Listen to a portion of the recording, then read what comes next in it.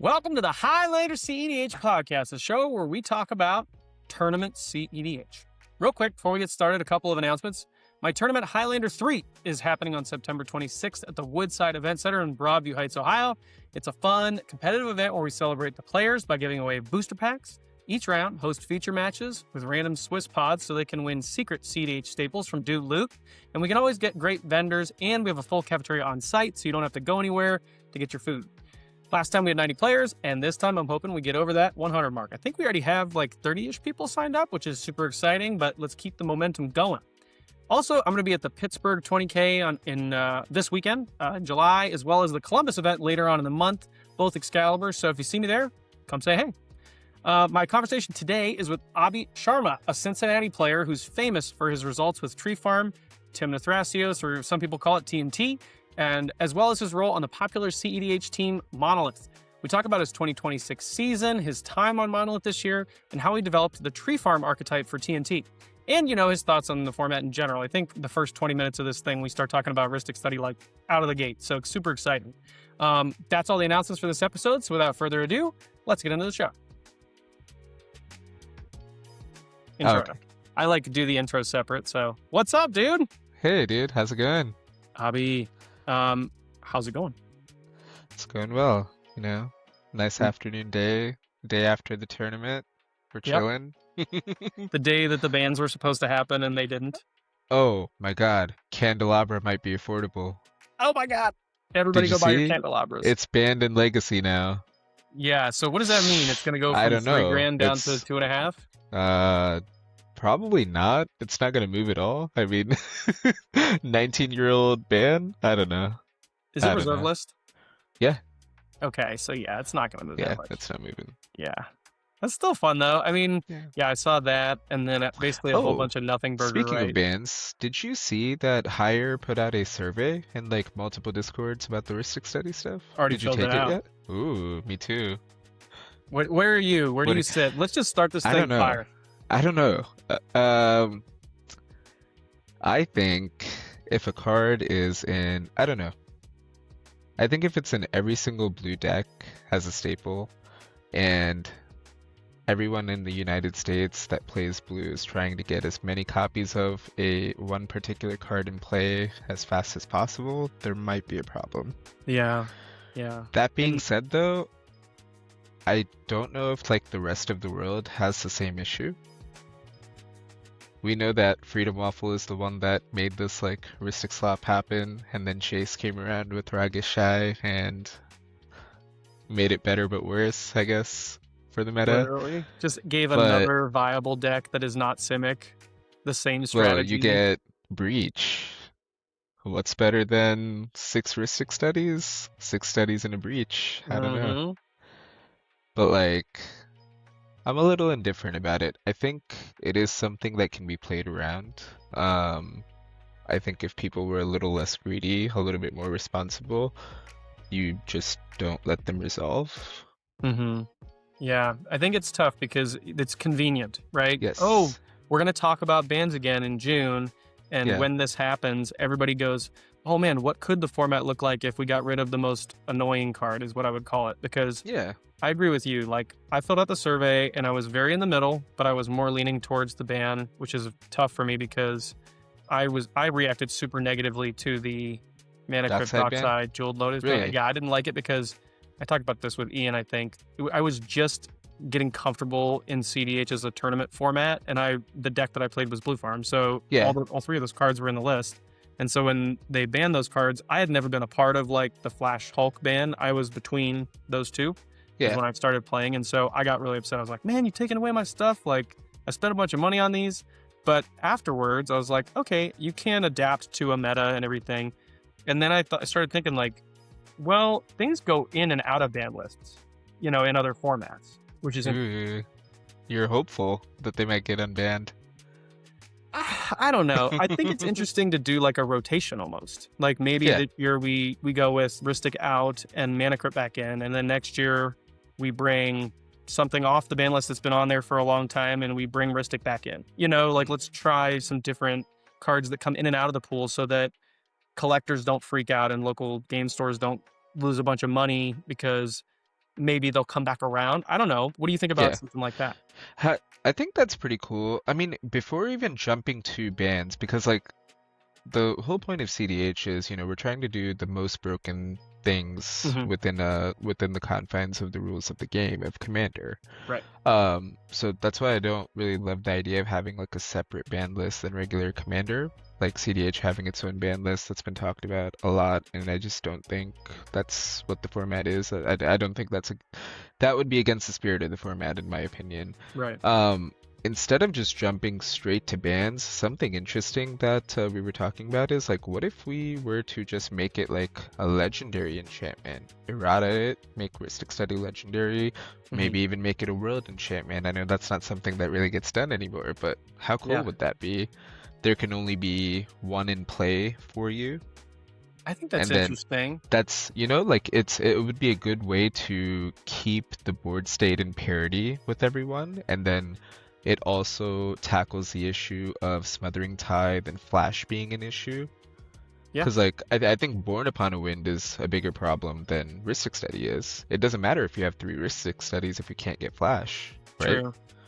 So like, what if we did something creative, like just errata the enchantment? The collectors are happy, the players are happy, the meta still shifts, and then we can revisit this in 3 to 6 months if it's still an issue, if people are still complaining about it, then maybe revisit the ban conversation. I think there's more creative solutions than just to say, hey, ban Rhystic Study.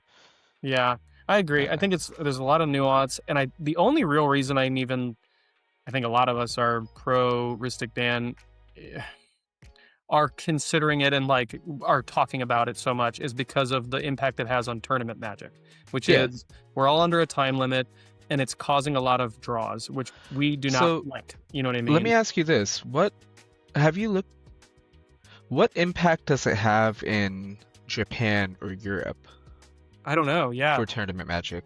I have not Because looked into it. Yeah. I don't like I know Tino and everyone are advocating for the ban of Rhystic Study as well, but I'm just curious like how they managed to play around those so much, because I feel like the stuff going to draw and everything like that is more of a United States tournament magic problem. Mm-hmm. I Yeah. just don't like, I don't know if it's a cultural thing or if it's just the players are working together better, or if it was the restarts or whatever that made Mhm. Rhystic Study not as viable of a plan. It seems like we're the ones that are having this issue stateside and we're making it all about us. I think So I'm just, I think it's a combination of all those things. And yeah. I think it has a lot to do with culture plus format rules. And we have the most developed CEDH format in terms of years that the format has been played as a collective in the United States more than Japan and Europe, right? Like, would you Yeah. agree with that? I don't know enough about it. I'm pretty new to the format myself, but Okay. I know players have been playing CDH for like 6+, 7+ years. So yeah, I think you're probably Yeah. right about that. If you That like watch a lot of, so I watch a lot of Lamora's cards. Like he's one of the people yeah, I like to watch because he does a yeah. lot of these Japanese tournament reviews. And it's funny, like listening to him talk about the Japanese meta and then going over like the God of Commander tournaments, which seem Oh, to I be the love only real those. big prominent ones over there. It's But they true, have yeah. like, they're playing inefficient pieces, in my opinion, in their Yeah. lists. So I feel like they're catching up. Like if I'm looking at their tournament, I go, that's cute. Like they're running like 4.5 power Commander. And from what he's told me, what he said on his videos is they don't talk a lot either. So I Yeah. think the politics of it is really what makes the Ristic study go long. Oh, Did yeah, it you? was Oh, go ahead. very different. So like while I was over there, I didn't get to actually play any CDH. I think you were Most in of Japan. I went to like 10 different Haruruyas while we were over there, and I tried to look up like when Commander was happening, and it was a lot of casual Commander. I didn't get to do any of the God of Commander events or anything like that. But yeah, they were pretty quiet, they were pretty respectful. Like there wasn't a lot of yap, it was just pass priority and taking game actions as they're intended to be taken, and yeah. Ugh, that sounds so nice. Yeah. And one other thing you'll notice is like their lands are very important to them. Like generally Japanese lists will have a much higher land count than Interesting. US lists will, Hmm. even if it's their turbo deck. You know what's funny? I played Minstrel for a couple months, and in Yeah. that list, I have to run like 35 lands. In what Wandering list? Minstrel. Oh, Minstrel. Yeah. Yeah. And Yeah. I would always get a win or two, mostly just one win in a tournament with the Minstrel because I've been playing Yeah. with it a lot. It's basically not even turbo, like 5-color mid-range value. Are you And doing the land higher stuff? lane count wasn't that bad, dude. It It's actually not is that kind of bad, right? nice. Yeah. It's 'Cause you like have I have consistent- guaranteed mana. And Yes. then, Yes. yeah. But I I don't don't know. know. You know, is what it is. That's interesting. It's Yeah, definitely an cultural differences. interesting point to bring up, I think. Like, there's a lot of wiggle room, and there's always going to be something broken to do. There's always going to be a best deck, I feel like. Where the meta is right now, I'd argue it's pretty healthy. Always I agree. like Irv, WOTB, he always does those weekly, like, what was good this week, what commanders were bad, where the positions are. And I swear that list has fluctuated so much over the past 8 weeks, and I think that's a sign of a healthy meta. Like, Ristikel aside, Turbo's doing good, mid-range is doing well, Farm may not be the best deck anymore. Yeah. Which, Like, hey, I man, think I like life as is someone good. who Life is good. made their bones on Farm. Like, Yeah. I just sleeved it back up after like 4 or 5 months of not playing it. I think I played it since February, and I'm excited because it feels like I'm not being that soulless, like, boring deck. I'm like, okay, this has something to prove right now, which is Oh, kind of but fun. you are. It's not spicy. I mean, Oh, what's your 2 cards different from every other farm list, bro? What's your spice? please don't out me, dude. I run a horrible farm list. I don't want to go through this. I take Tithe out of my list pretty frequently. The deck is because very consistent. I'm really excited about the restarts being gone in Europe because now I get to see what they're gonna do, how they're gonna adapt if their meta ends up being similar to ours with no forced restarts. I think it's gonna happen. Yeah. Yep. Plus, there's a lot of And- cross-pollination with Europe. I feel like a lot of Yeah. US players go Yeah, over yeah. there and vice versa. I'm excited to see how Ignacy updates his farm list to adapt to the new meta. That's Interesting. I know a lot of people follow his list religiously, so I'm really excited to see what changes. He makes. Yeah, we'll see. All right. Might Well, not be hey, I want to get anything. over. This was a really fun ban list discussion at the top, but I want to Yeah. get into you and talk about how your year's gone and Yeah. I think, in my opinion, one of the most. We don't get to play each other that much. Oddly enough, it's probably because I'm No, we always don't. cutting it up in We the don't. Swiss, and you're always in the top cuts, which is beautiful. We've Not only ever always. played one match together that's been recorded on Top Deck, and it was a draw. And it was the game that we played at Maslin, where I was on Ral and went absolutely bananas and didn't know how to win the Dude, game. there's no way that's the only game, because I've played you when you were playing Tatsunari Toad Ready. Is that true? Yeah, it was at Warpgate. Oh, interesting. I wonder if this has us as 001 show matches. That's it, man. It must be just because. Oh, am I looking at only 2026? Nope. Oh, it might be just this year. Yeah. Let me. We've they might definitely have had just at been least 2 recording games it. together.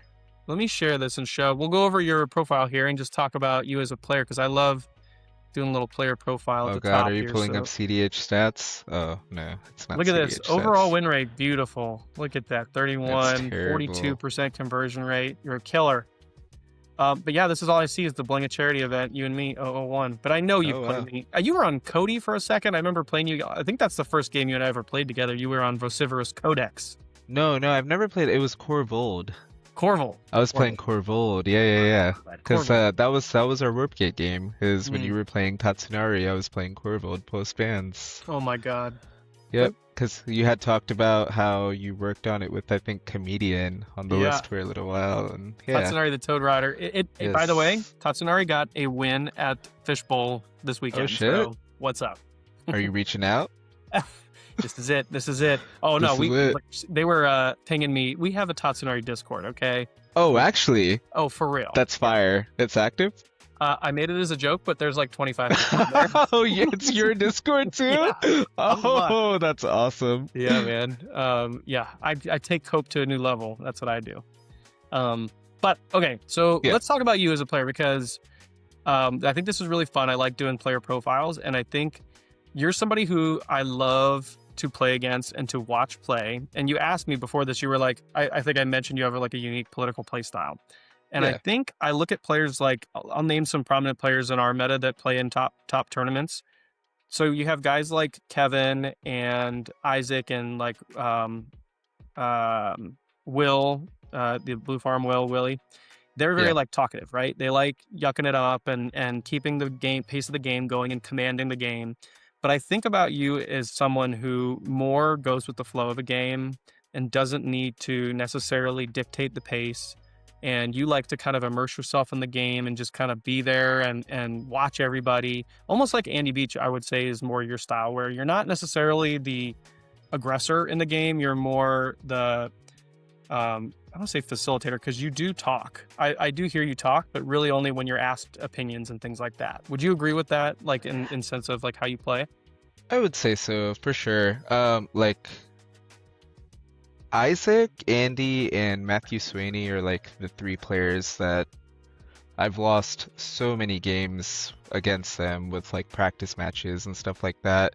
Mhm. And I've learned so much over the last like year and 3 months or however long I've been playing CDH. So absorbing everything that they do, I think just makes me, along with my personality, I'm like a very laid back person. I don't like to be like, talking about every single thing that hits the stack. I like to let people play their own game, but if there is something that's going to happen that's going to, affect the entire outcome of the game, that's when I'm going to speak up and, say my piece. After I've said it, it is what it is. If you agree with it, great. If you don't, I said my piece. That's it, right? I love that, and I think it Yeah. gives you. It's something I'm learning is I am the inverse of you. I talk. Hmm. I'm the guy that's. I don't. I'm trying to not talk about every little thing because it's not necessary, and I think it leads to incremental disadvantages for me to slow the game down to that point. And so Yeah. I've started to be a little less that. But I am such a gopher coming out of his hole, freaking out about everything and like just jittery, Yeah. and I'm very energetic. I like to get the pace of the game going, and I Yeah. think I'm jealous a lot of when I watch you play because I wish I could be that level-headed and just in the zone. And I'll be honest with you, Sean. Like the one thing that's always going through my head is how do I see another turn?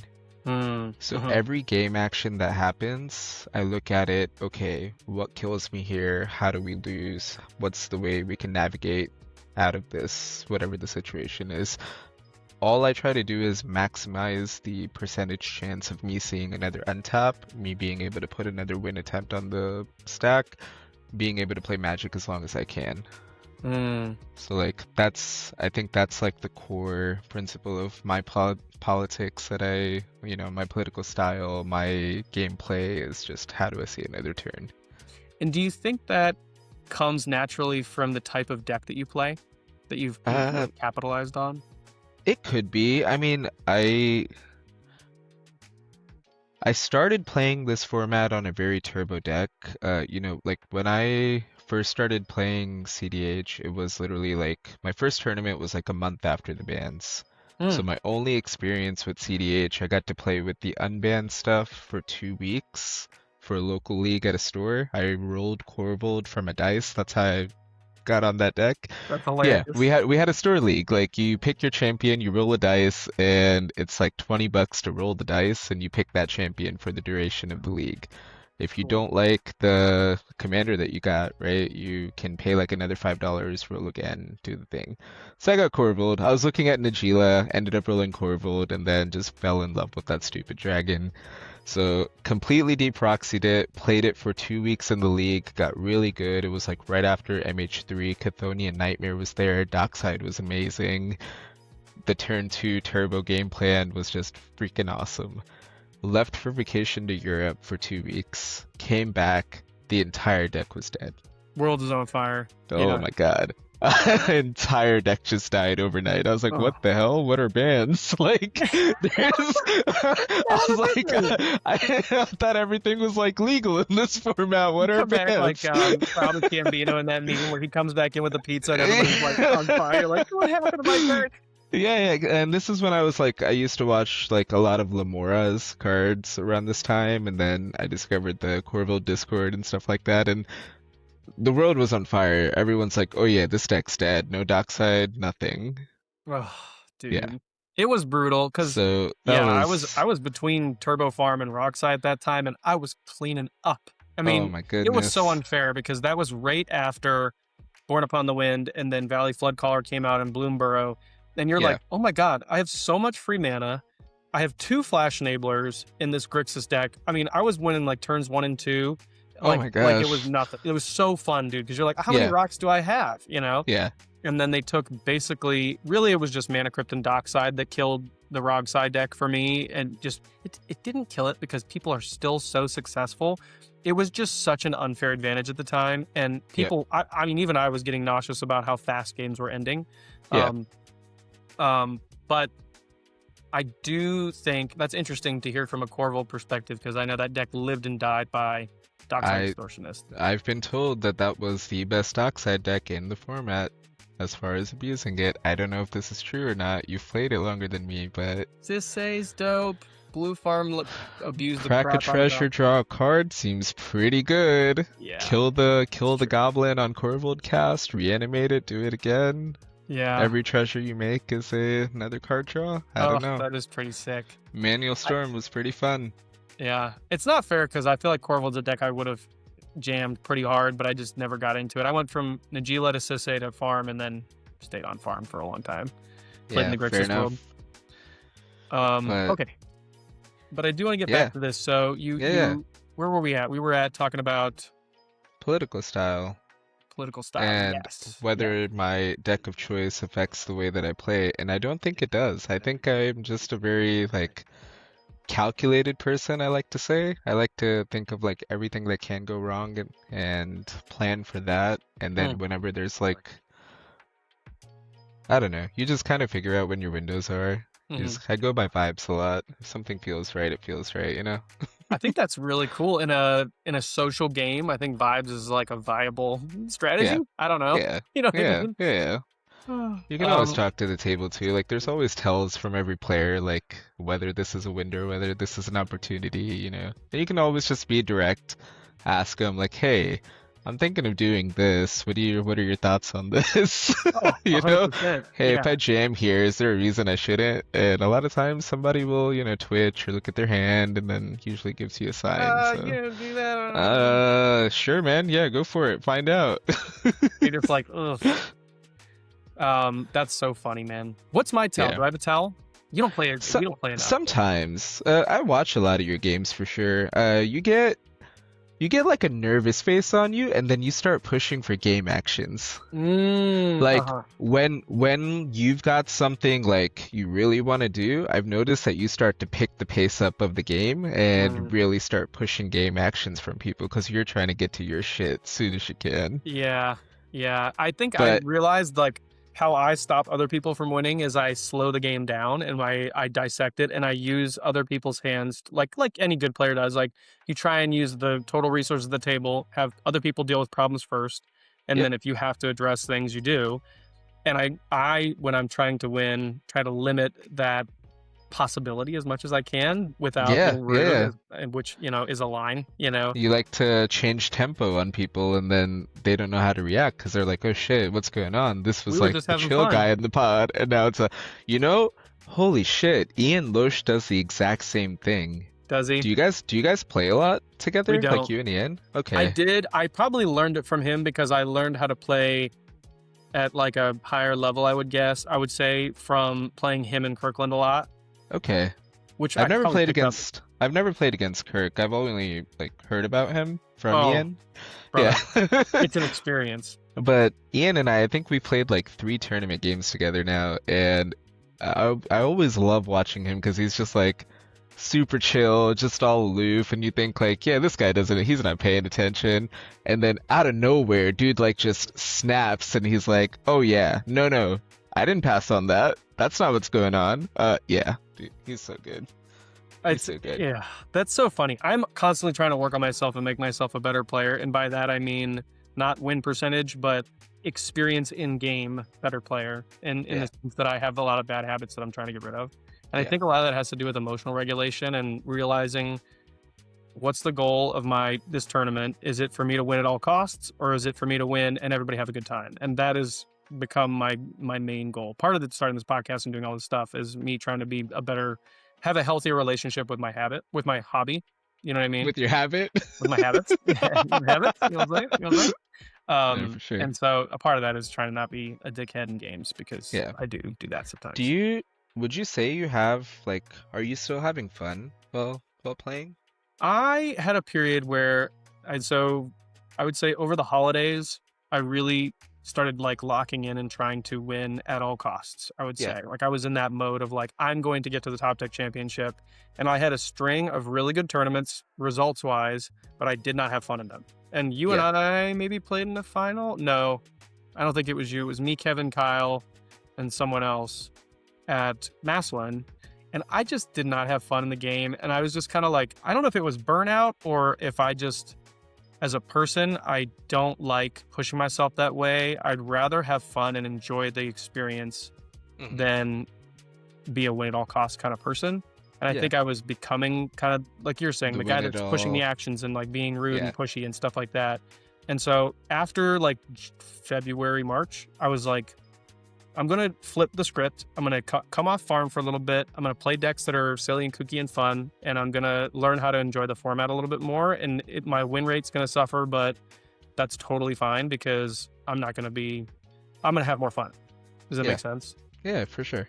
Yeah. Did you, so like, now having gone back to farm, do you feel like, I guess let me ask this, having played farm for so long, going to those other decks that are like, a different play style, do you feel like you took a lot of lessons from farm and applied it to those decks? And vice versa, now that you're going back to farm, do you feel like you have a better understanding of just all the different random decks that are in Swiss stages now that you have so much experience with them? Yes. And you know what's so funny is when I would go and brew other lists, if they had overlap in colors with blue farm, I would build my deck towards farm.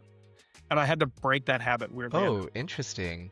where I was like, well, Like every deck was just secret, no bad cards, farm style yes, deal? yes. Okay. Every deck was like, how do I get to Ristic Study and Smothering Tithe and Necro? Like, and I was like, well, let's not do that. So, for example, with Minstrel, I was like, I will intentionally not play. Like I brewed the list 1,000 ways, and the most recent iteration, I actually went off Minstrel for a tournament and played Airness Street Urchin, which is Kirkland Brown's signature deck. Yeah, And yeah. that wins with Protean Hulk, Goblin Recruiter lines, and Hermit Druid lines. Oh, that's so different. Really cool thing you can do is, you're getting me going, dude. Uh-huh. Let me pull this list up real quick. Okay, let's go to my decks. So the fun thing you can do with this list, where are you, Airness? Okay, share screen. So it's a turbo gruel deck, and it seems bad, right? You're like, how does this deck win? But that is how it wins. It flies under the radar. Everything's a creature, right? Yep. My favorite win line in the deck list is, where are you, Hermit Druid? Hermit Druid and here it is. So Hermit Druid is a classic before our time card that people used to play all the time.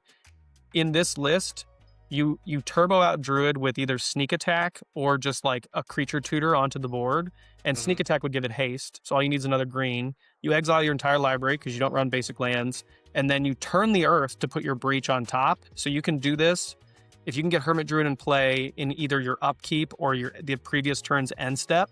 And then usually the end step is what you want to do, because then it comes into your turn. You can do this in your upkeep, turn the earth, put breach on top, and then you have your whole library ready to go, and you're just playing breach for turn. You draw breach for turn and win the game.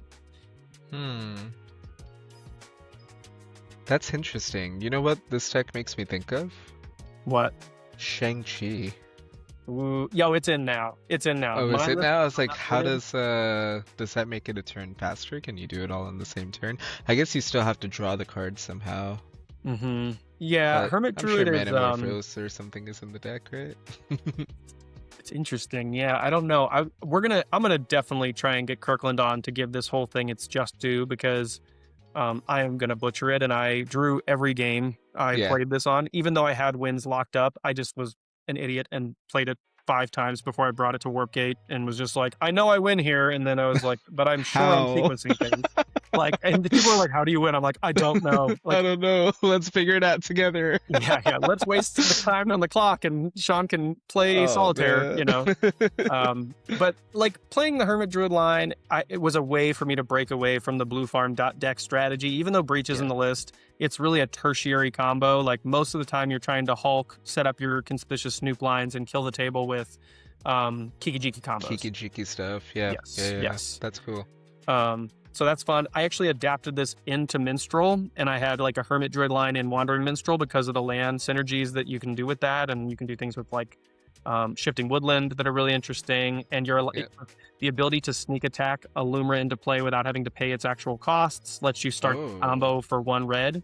Yeah. Which is really nice. So I've had a lot of fun. I Oh haven't God, had is fun that a of. Heartwood storyteller? Oh yeah. The card's cursed. So the whole thing with Heartwood is, I did this on round 2. You go turn 1 Cabbage Merchant, turn 2 Heartwood Storyteller, do nothing for the rest of the game.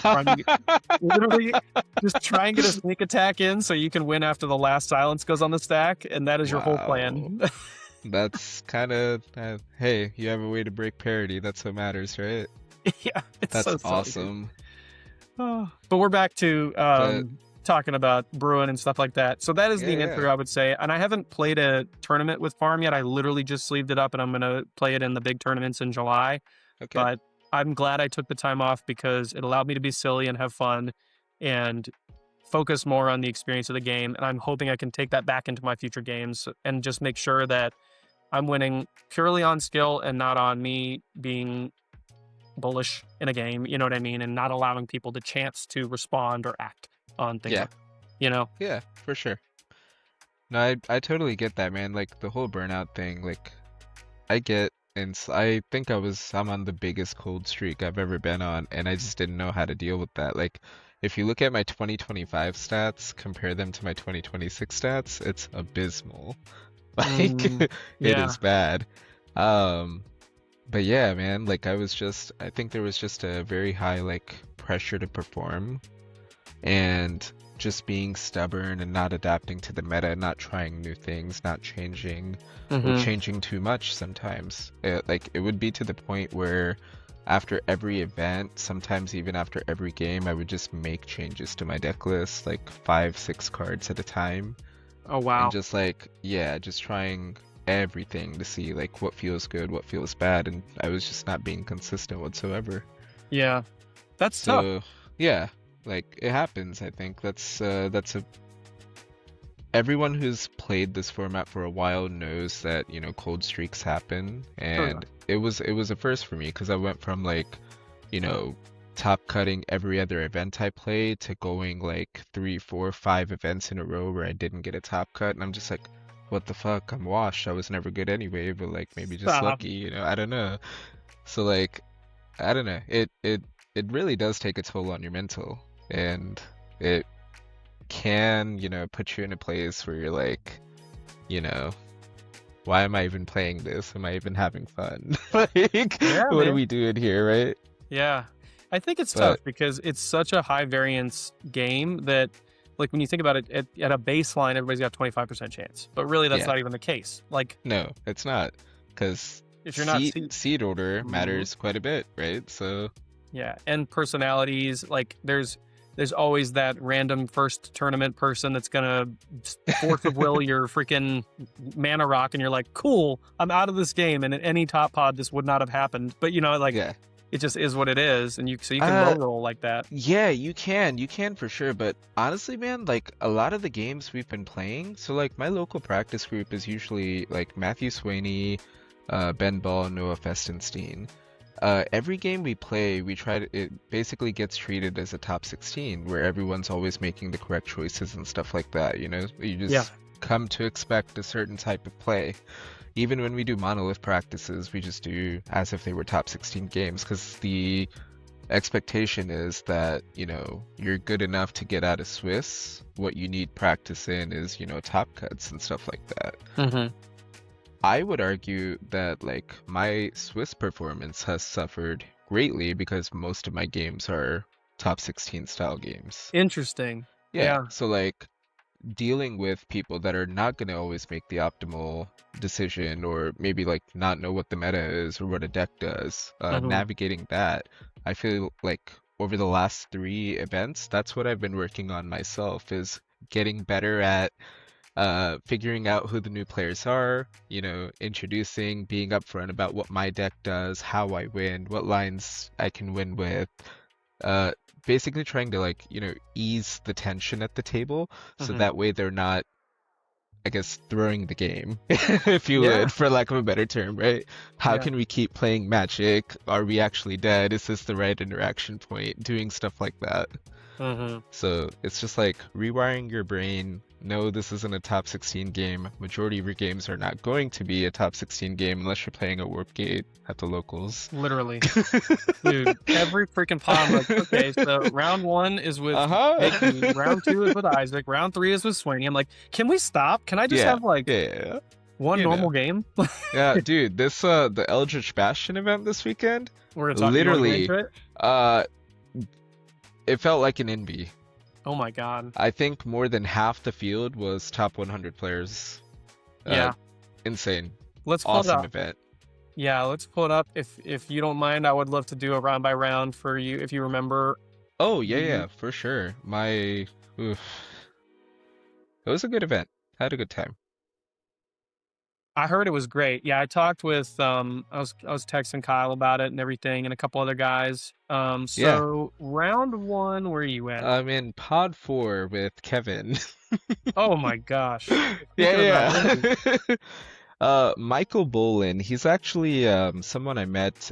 He's from Kentucky, so he's been playing for a little bit. He was playing Rogish Shy, if I remember correctly. Hmm. And then Tyler McDermott, he usually plays Tassiger. I think you know who this is. He's like the Tassiger player that's always at better plays. Yeah, I think I know what you're But talking about. he was playing Rogsai for this event. Hmm. So seat for Rogsai, yeah. And then Kevin was playing Nick Fury. Oh, of course he was. Dude, Kevin This loves the 5-color turbo lists. bro, yeah, he's so good. I don't know how he does it. He's just so good at just brain controlling people without even saying anything. Dude. He's just I- a charming guy, bro. What can we do? I cannot. Like, I love Kevin. I really do. But Dude. I cannot play against him because I try to influence the game in any little way, and he's Yeah. like got the other two players like countering my stuff, and I'm like, but he Yep. has Aristic out. What are we Uh-huh. doing? And it's just so funny. And the other two players are like, nope, you can't have that smothering time. Oh, Absolutely the not. craziest thing happened in this game. Somehow, so like I clock Kevin has a ad nauseum ready to go. We know he has a necro as well. Mhm. So one player interacts with me, stops I went for a really greedy. I had two choices. I could either go for Dasa Decon with 3 pieces of backup. I'm like, surely this is fine. It's like turn Yeah. 3. Yeah. So I send it. Ragisha just happens to have 4 pieces. Yeah, I was like, okay, so the safest to send was not safe at all. Sure. I was like, all right, bro, I'll stop pushing. My backup plan would have been to cast Cradle, drop 2 more bodies on the board, and drop a Seedborn Muse past turn. That would have been way safer, but I was Yeah. like, Dasa Decon, I have 3 pieces, feeling pretty good. Everyone else was tapped, low cards in hand, whatever. So, Michael was just interacting with me for free because Kevin's like, oh no, we gotta stop this. He's pushing, he's got win on the stack. I was like, hey Michael, here's the rest of my hand. I think you should get some information from him before you commit to just stopping all this. I'm happy to name something else with this demonic consultation. We can figure it out, right? I was like, here's what I have. I don't want to blow it all here. I'd like to keep playing Magic. Mm-hmm. So that was great. So Kevin obviously has a Dark Rit Necro, which he did reveal Necro and agreed that he wouldn't do it on his turn if Michael agreed to stop me. So But he cool. has the Nas. Well, he never showed the Nas. I Yeah. clocked it though, because he passed with like 4 mana up. I was like, huh, that's pretty suspicious. Sure. I was like, okay, so he's just gonna Nas. I was like, it's gonna happen on my end step. He's just gonna Nas, whatever. So pass to Kevin. He does whatever his game actions were. Passes with like 4 mana up. Goes to Tyler. I don't remember what Tyler did. He did something, and then it goes back to Michael. Michael develops a little bit, passes to me. I develop a little bit, go to pass, keep up some mana, and then soon as I pass, lo and behold, A he nausea tries to say, hits he the puts a stack. Nas on the stack. I was like, oh, huh, crazy. Yeah, it's Go fine. It's figure. fine. Which is fine. So Michael then goes to flare the Nas. Smart. Kevin tries to counter the flare. Michael has a counter spell for that. Jeez. Then Rogsai comes in and tries to defend Kevin's Nas. I was like, hold on, bro. Hold on. What? I was like, I'm out of this game. You're out of this game. This is on my end step. What are we doing here? What are you looking to do with this? Like, he's like, oh, I want to make Ragishai use more interaction. I was like, hear me out. If we're both out of this, would it not make more sense to let both of them have a Nas or neither one of them have a Nas? Yes. I was like, instead of using the Fierce on his counter spell, why don't you just counter... Or no, it was a Red Blast. He had a Red Blast, so he was going to Red Blast Ragishai's counter spell so his flare didn't resolve. I was like, you either need to offer a draw with this, or you don't fight over it at all and let them duke it out with each other. Mm-hmm. That's the only way you see another turn. So we were able to talk it down. I'm like, holy shit, Kevin, what did you do after the game? How did you get him to interact for you? That's crazy. Right, right. It's so funny because he is such a. I mean, he's probably top 3 political players in the game. Period. Yeah. I would put him Oh, up yeah. there. You know what I mean? He's one of the best. Yeah. I think him and I have only played against each other 3 times. Yeah.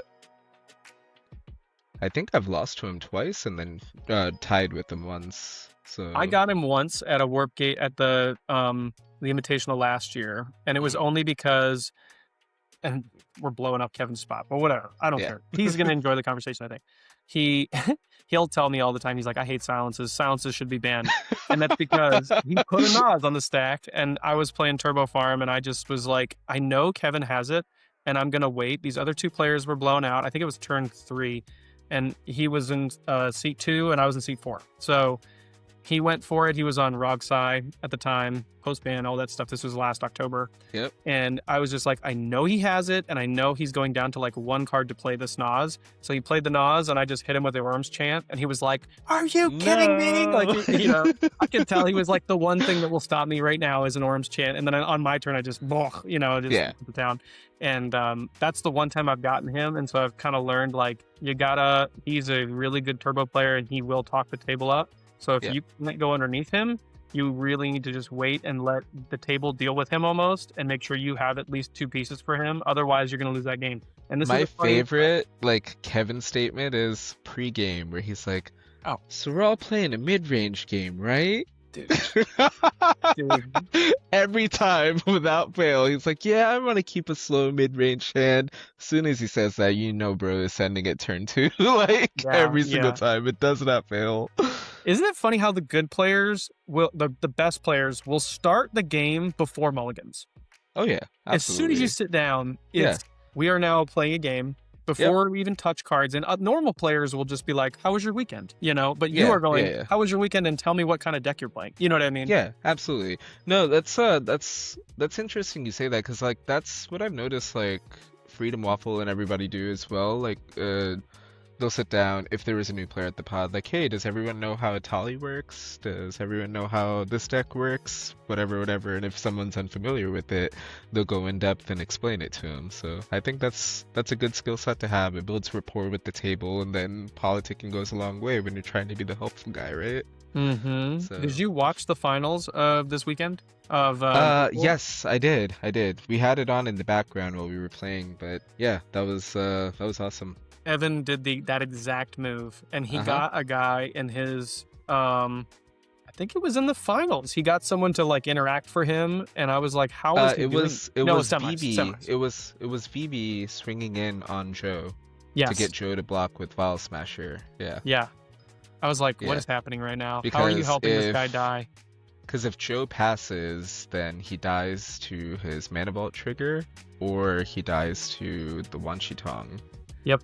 So him sending that Adnos with 5 life was peak CDH. Peak That man CEDH. right there. I was like, this Yeah, dude does not care. I love it. goated. He was like, "This is my out. I'm gonna send it." I was like, "Yeah, absolutely." What are you gonna do? You're dead. Might Yeah. as well. Yeah. So, anyways, all right. So But round yeah, one, that's a you big thing. had a 1v1 with Kevin. Got it. Yep. You were So able to get it to a we draw. we were able to eke out a draw in that. Basically, how it ended up going down is Roxai put the interaction back in their hand. Flair was going to resolve. Kevin had, of course, one or two more pieces he was sandbagging. Those went on the stack. Then Roxai was going to fight over that. And I also had a piece. So he's like, "Hey, you want to trade information here? Like before, whatever." So him and Ragishai trade hands. He's like, "Okay, I'm good with the draw here." I was like, this man's got six more Yeah, I pieces. was like, "There's no way this is gonna resolve, bro. Like, what?" Yeah, Amazing. that was that. All right. Round two was Another with draw, but Andy. you're in C4 and you're playing With against Andy. Andy. Bro, what is So this tournament? was actually a mistake. So Andy's round one got misreported. He got reported as a draw. He actually had a win. So he wasn't even supposed to be in this pod to begin with. Wow. This game was interesting. We were also able to eke out a draw here somehow, but the Rogside player in seat 1 basically like shits out his whole hand, plays backside of Bergie turn 1. The hand that I kept was a turn 1 Ristic Study in seat 4. Not bad, not good either when there's a Ragish in the pod. So Ellis puts out the Bergie. Andy deliberates on the Bergie, but backside of Bergie for a while. So I clocked that immediately as he's got Commandeer in hand. Like, well, my game plan sucks. Can't deploy this Ristic, can't deploy. I had I can't remember if it was Ristic or it was tied. It was turn 1 Ristic or turn 2 tied, one of those two. So, yeah, I just cast Thrasios past turn, and then Mick the game basically ends up getting to the point where he's just casting Silas, getting Grinding Station, discarding the backside of Bergie, trying to dig stuff out. He fed Andy like 14 cards at one point, and then tried to bring a defense grid back and pass turn. I was like, hold on, hold on, what are we doing? Please don't do this. See, this is what I don't get about Andy. I was like, bro, what is my luck that this happens to be back to back? Like, yeah, like Andy doesn't talk like Kevin does. And by the way, love both of them, great players, but I don't know how Andy accumulates all this value. Like, you just told me this man is basically gave Andy his own ad nauseum for free and then was gonna put a silence on the stack for him. Yeah, it was, I don't know. It was cool though. And then I think at one point, Andy finally got to use Dizzy Spell to make Silas have 0 power so he couldn't bring back a piece from the yard or something like that. That was cool. But yeah. I don't remember how this ended in a draw, but it ended in a draw. So I don't know. I kind of repressed this one. Okay, so you were served up a pod from hell. You got 4 seat in an Andy game and somehow pulled out another draw. Excellent. So far, I'm telling you, you're doing great. Yeah, this tournament's going great for you. Yeah. That's great. Okay. What was this one? You are. Where are you at? I don't know. Oh, there I am. There you are. This was amazing. This was Irv's in the pod. I'm feeling pretty good. He's usually pretty chatty. Jay Wood's in there. Bennett is one of my locals. This was his first tournament actually. Oh, cool. So he was playing Lumra. Oh, wow. So seat 1 Lumra, pretty freaking awesome. He has an awesome start. Jay Wood has Gemstone. I have Gemstone. So my hand is a turn 1 Ranger Captain. Again, my mentality is, hey, how the fuck do I survive this pod and see another turn? Turn 1 Ranger Captain seems pretty good. So I deploy my gemstones. Unfortunately, Jay Wood also has a gemstone. Goes before me in turn order, drops a Vexing Bauble turn 1 after Vamp Tutoring. So he goes turn 0 Vamp Tutor, turn 1 Vexing Bauble. Oh, casual. I'm like, oh, we're cooked. So and to give everybody context, you play Jay Wood a lot in practice games every Wednesday because you guys are both on Monolith, right? So you know how cooked you are at this point. Like Oh, you, yeah, yeah. I was like, if he's dropping, well, he's notorious for degrid pass and vexing bubble pass. So sometimes he's trolling, sometimes he's just, agent of chaos. That's what Rockside players are. you gotta be. Yeah. Yeah, yeah, yeah. So he, I was like, okay, he tutored, he has protection, basically, his silence is in play. I can't cast my Ranger Captain anymore. Vexing Bobble turns off my Moxin. So Mm, my play was going to be land, Mox, Gemstone, Ranger Captain, and I okay. can no longer do that. So cast Thrasios, pray for another turn, pass turn to Bennett. Bennett plays, I think, Lumra, passes to Jaywood, and then Jaywood just sends it. Wins the game. Yeah. Yeah, just wins right there. I think, yeah, he sends it on a Nas. He does eventually crack the bobble. The only piece of interaction that was live at that time was Irv had a Force of Will that he could have forced like a Cabal Writ, or he could have forced. He tried to put a draw on the stack by forcing one of Jaywood's pieces. Jaywood was like, you probably should have hit the Cabal Ritual instead. This does nothing. I still have this piece, whatever. So that was just a turn 2 kill. I never saw a turn 2. It was Yeah. good win by Jaywood.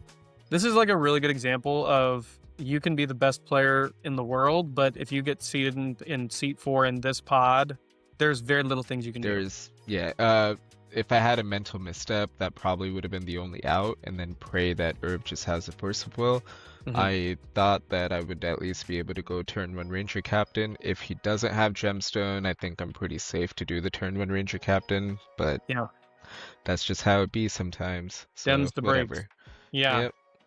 All right. We, Well, Jaywood's a good yep. Rockside player. Got it. That's the lesson from Yep. round Yep. 3. Round 4. We don't have to go too crazy into these, but let's take a look. Where you at? Round 4. I feel We like are. this was also an L. Oh man, this was You're getting my dogged by game your to boys. lose, bro. This was my game to lose. Okay. Okay, so Steven has a Mystic Remora like turn 1. He's got like 13 cards in hand. Corwin casts a turn 2 Tithe. I have a Flare of Denial in hand, and I think I had one other piece that I could have pitched to. I think I had a Force of Will or something Do you like know what the that. decks were? Do you know what the Yeah, decks were? yeah, on yeah. the Oh, top? So you're sorry, seat yeah. 1. I was playing Tree Farm. Steven was playing TNT. I don't know what variant. I'm assuming it was just a TNT list. Like a max speed TNT, no bad card TNT kind of thing. Yeah, yeah, yeah. I Okay. think that's what it was because he had like an OBM out for quite some time. Ristic Chudzi, that was, I don't remember his name, but he was playing Marnius. He's part of Grant's group. Yeah, so he was Cool. playing Marnius. This was a very interesting game. Corvin got to deploy a turn 2 Tithe. I should have interacted with it, but I had 4 cards in hand at this point, and Steven had a lot more. I think it was my mistake for not talking to the pod more. I pass on it thinking there has to be interaction. Steven also passes on it. Chudzi also passes on it, so he gets a tie. I was like, oh, And is Corwin fuck. in? He's in Ragisha now. He was playing Ragisha at this Okay. event. Yep. So yeah, because Steven was also holding up 2 mana at this point, if I remember correctly as well. So pod representing interaction. No one's pushed yeah, yet. You're like, yeah. someone's got to I counter was like, this. okay, it's probably like a Fairy Mastermind, might be a Wan Shi Tong, or it's an OBM. But I was like, OBM doesn't really do anything here because no one else has a draw engine in play. So yeah, I was like, okay, he probably has like a Swan Song or something. So 14 cards in hand. I'm like, surely he has a piece for this Tithe. I pass. I could not have been more wrong. He did not have a piece, and Tithe resolved. So that one's on me. Anyways, Tithe resolves. We still play Magic for like another 5 or 6 turns. Steven has. I turn my Thrasios into an Abhorrent Oculus. I'm developing a board state, have some good stuff going, lots of mana in play. Steven has an OBM. He's just like pinging down Corwin at this point. Corwin's down to like 9 life at the turn he goes for it on.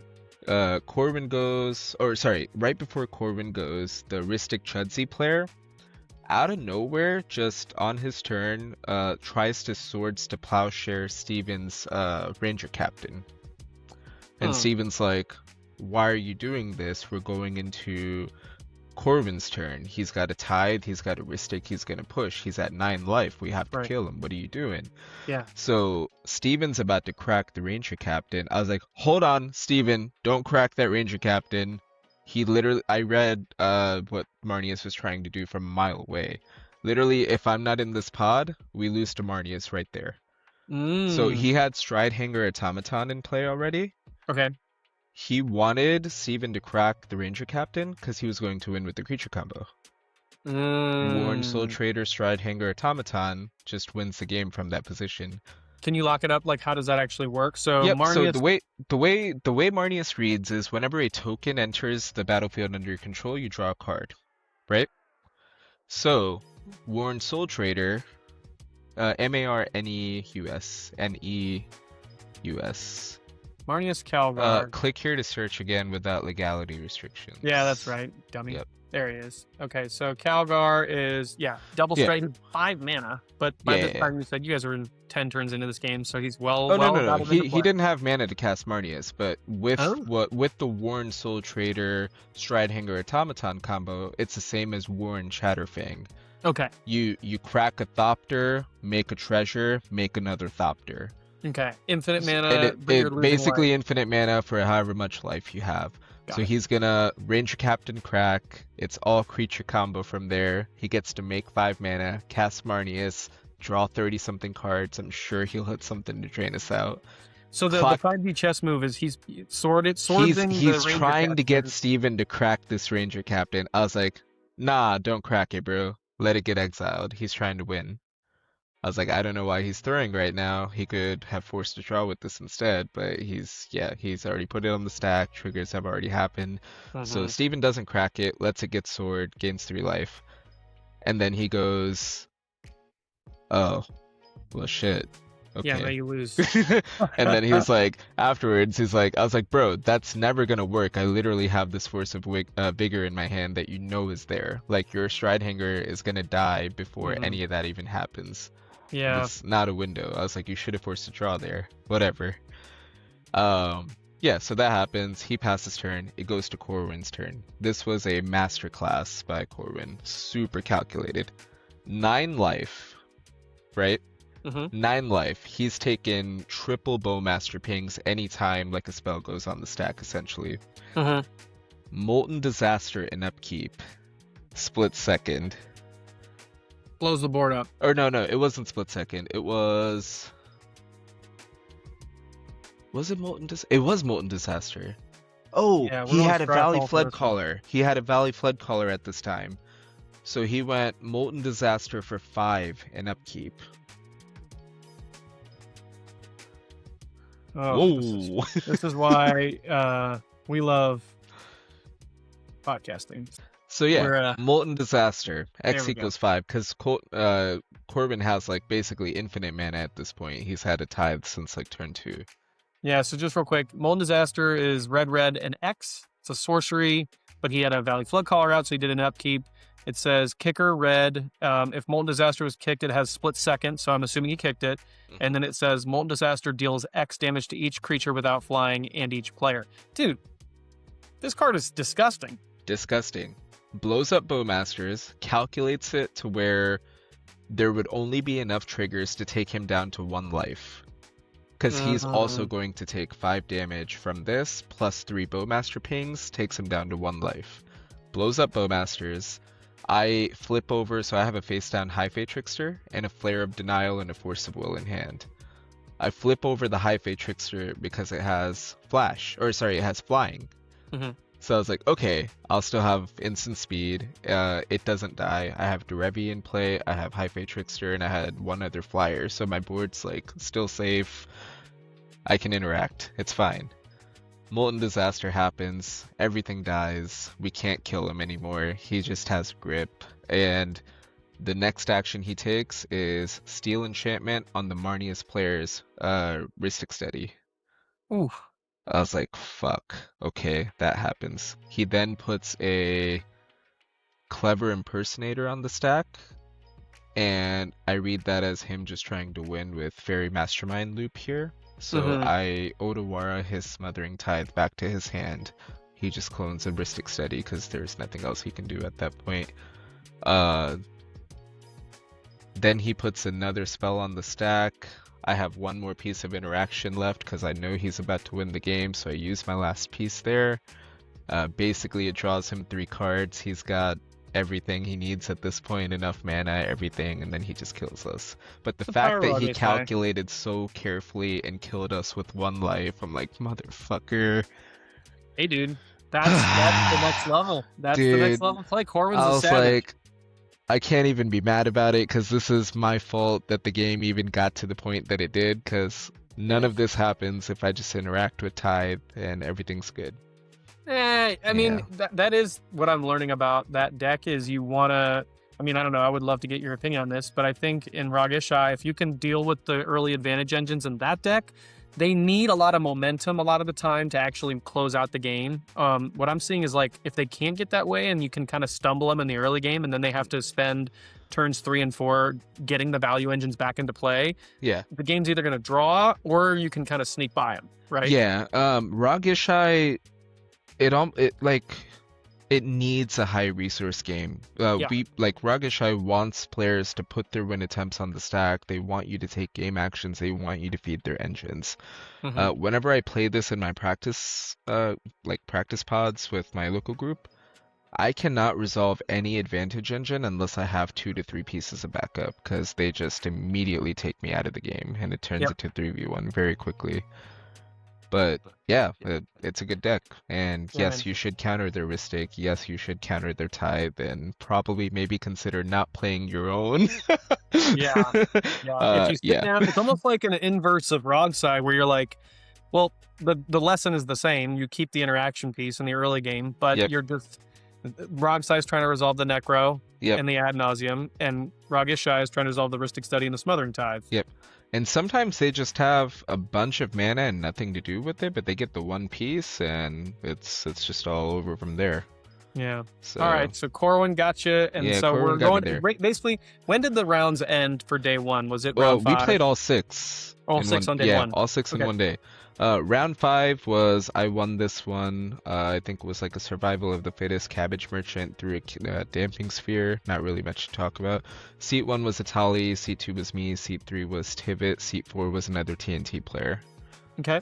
And then round 6. Yep. Round 6, this was a fun game. You got potted up into 1? What the heck? Oh yeah, this was great. Caleb was like first in Swiss. Jacob was first or second in Swiss, I think, and then Grant and I were both at 7 points for winning in. This game, I keep a hand that's a turn 1 Ristic Study and a turn 2 Tithe. However, I don't deploy my turn 1 Ristic Study because Grant kept a 7, and the way his deck works is it's Ragishai, but with Teferi. He kills you with Jesus, the 5-mana Teferi. 5-mana Teferi. Yep. So I play it a little bit safer and wait until I get more backup in my hand before I try to deploy my pieces. So I start with turn 1 Esper, Grant, obviously, just Mockingbirds, the Esper. We go from there. Where I fucked up in this game is when I finally so Grant deploys his Tithe first, it resolves, I let him make 2 treasures for interaction, and then I bounce it back to his hand. Get to my turn, after that, I deploy my own Tithe finally. It's like turn 2 or turn 3, I finally deploy mine, Grant tries to pact it, I counter that spell, and where I fucked up is Caleb then Mindbreak traps, and we all pass on the MBT. I then play my Ristic Study afterwards, and a Lotus Petal. 2 triggers happen, and I pass turn. In Grant's upkeep, I immediately realize, hold on, no one cast 3 spells. MBT wasn't online. So I Judge Call. Yeah. And the judge is like, hey, I can't roll that back. Here's the GRV, and you guys get a failure to maintain board state. Yeah. So that really fucked me hard. Oh, dude, I'm sorry. If that goes, that's like 100% my game to win. So then Grant then resolves his own Tithe again, part 2. Hmm. Caleb lets it go because he's like, hey, this is between you guys. I was like, what do you mean? I have a risk That's stake. not. He gets a tie. That can't be. Yeah, whatever. All right. So that happens. And then Grant eventually, I start to claw my way back. I have a board state that's like a Seedborn Muse and like 6 lands. I have like 8 mana on board or something like that with the cost reducer. So all I have is Yeah. Thrasios spins. Hmm. Um, I've never found the Cradle, unfortunately. Grant had Cradle. He resolves the second tithe, and then it just turns into all hell breaks loose from there. Hmm. We die to Fairy Masterminds and Bowmaster, and that was the game. Yeah. Oh, that But sucks, yeah, man. So yeah. We were just like 6 rounds, brains a little tired. We left at like 6 a.m. and it's like 9 p.m. here, and yeah. yeah, Yep, so that beats. kicking But then myself over that one because that definitely gets me into top cut there, but Grant got it instead, so it was a game well played. yeah. Well, that and you immediately we don't have to do because we're already an hour and we don't have to go through the whole tournament. But Yeah, the inverse is you go cool day 2. yeah, I'm day gonna cook this two, shit. we decide to do the redemption event. I play Sign of the Ur Dragon in this one instead.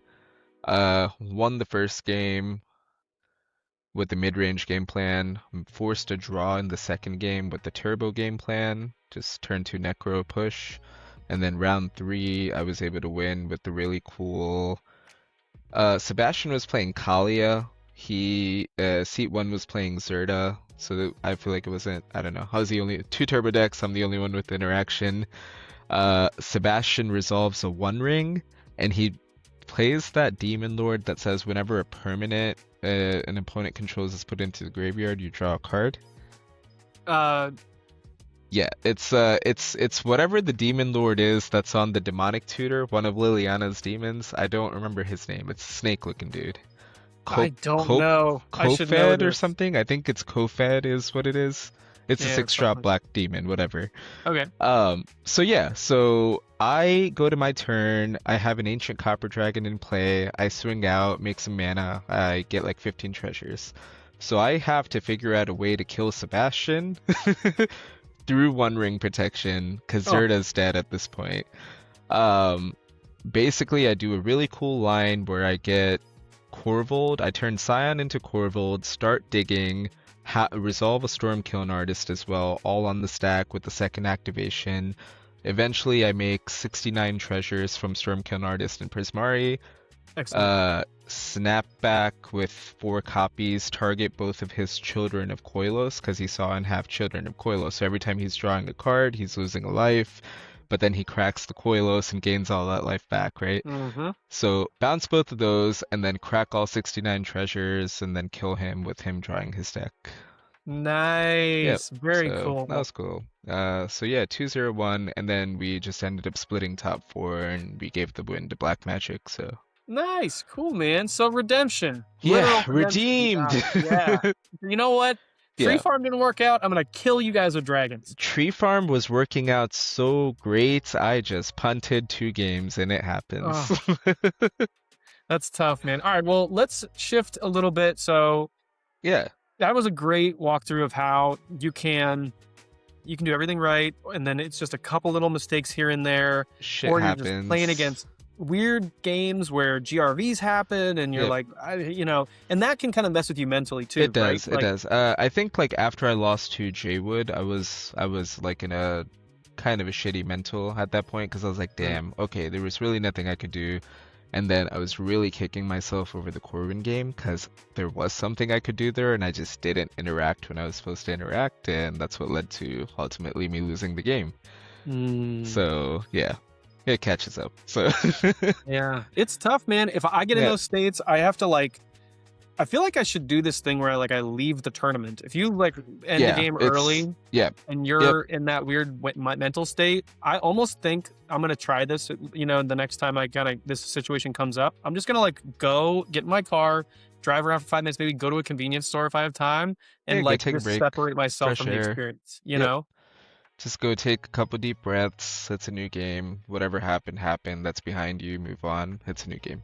So, Because it is very real that momentum from one game to the next yep. carries, and if you're like even like winning 1 or 2 games. If you get on a hot streak, which I know you've done before, you can win like 2 games in a row and you feel Oh invincible. yeah, And then you're the on third top of the game, world.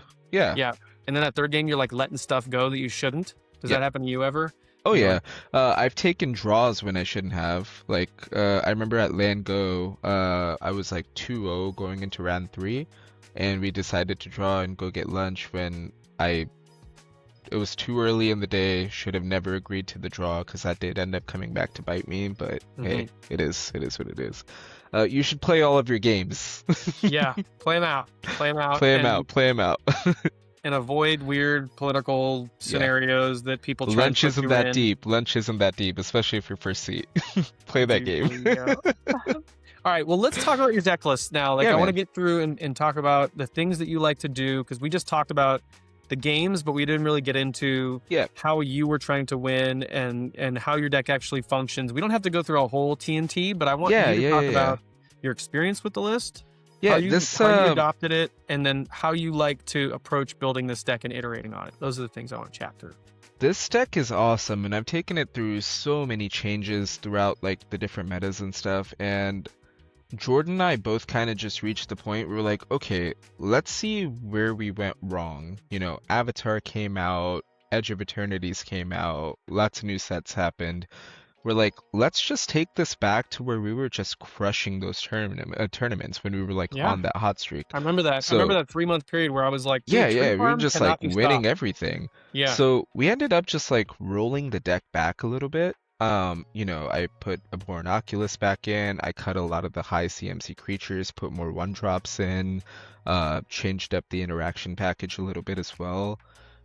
Really just tried to focus the deck in a little bit more, and then I added cards like Force of Vigor to help combat this Rhystic Slop meta. Because I want to be able to play the game where I don't have to rely as much on Rhystic Tithe. There were many games over the weekend where I was able to, you know, like Abhorrent Oculus does such a good job of breaking parity in the Rhystic Slop. You get to draw cards without actually casting spells. Yeah. It's a card draw engine at the end of the day. Yeah, let me just pause here because I think, you know, most people are listening to this. So Porn Oculus, just for people that don't know, this is a card that like I feel like is really only talked about in Tree Farm and other creature-focused decks, but really Tree Farm mainly. I know you guys and Jordan have talked about this. We're talking about Jordan Drake. A Porn Oculus is a creature. It's 3 mana, 2 and a blue, and it says as an additional cost to cast this spell, exile 6 cards from your graveyard. It has flying randomly. And then at the beginning of each opponent's upkeep, manifest Dread, which means you look at the top 2 cards of your library, put one on the battlefield face down as a 2/2 creature, and the other in your graveyard, and then you can turn that up anytime for its mana cost if it's a creature card.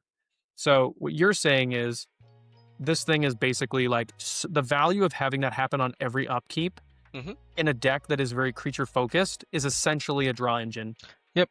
And I wouldn't even say creature focused. I look at it as permanent focused. Permanent focused, yeah. Because what I like to do a lot of times is like Emil is like one of my favorite cards in the deck. Any permanent that I put face down with Abhorrent, I can flicker with Emil and it just enters the battlefield again as the face up side.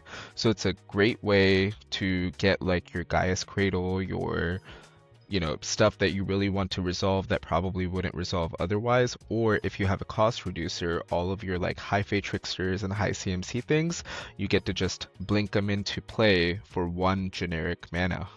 That's so good. And the synergy with your list, that is so crazy because at the floor, all the cards that are face down are bodies for you to add to your Cradle count. 2/2 bodies that swing in with Tymna. Yep. So you have Tymna attack plan, you have Thrasios Cradle plan, and you have the just inherent base value of if I can ever turn any of these up, they're just uninteractable special actions. It's just special actions. Yep.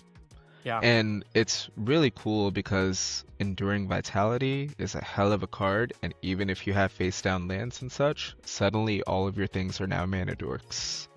There are 2/2 mana dorks. Because they're coming in on each of the upkeeps, it's you're circumventing a lot of the issues with dorks that I feel like people have, which is the summoning sick problem. Sick problem and dying to Bowmaster's problem.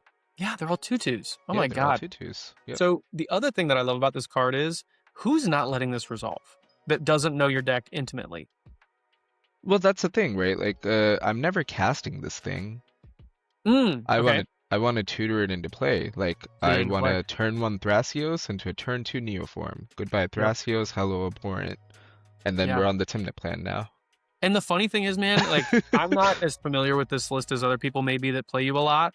Yeah, But if you were to say to me, "Hey, I'm going to neoform my Thrasios," yeah, and you were like, I'm like, "What are you getting?" Which I don't even really like asking. I mean, I feel yeah. like I'd be saying like, "What's the plan here? You know, is this like an Uh, aggressive push or and you, Immediately I just say I'm getting an advantage engine. I'd like to get some card advantage. yeah, you could even say That's Abhorrent Oculus, and I'd probably be like, yeah, I don't know enough about what that card does. It's yeah, fine. Like, it's yeah, not a Grand Demolisher. It's not a Cutzel. It's not whatever. You know, it's not a yeah. silence piece that you're going to It's not a spend in on the silence spot. piece. I'm not getting Hazel. I'm not getting Devoted Druid. I'm not getting Ranger Captain.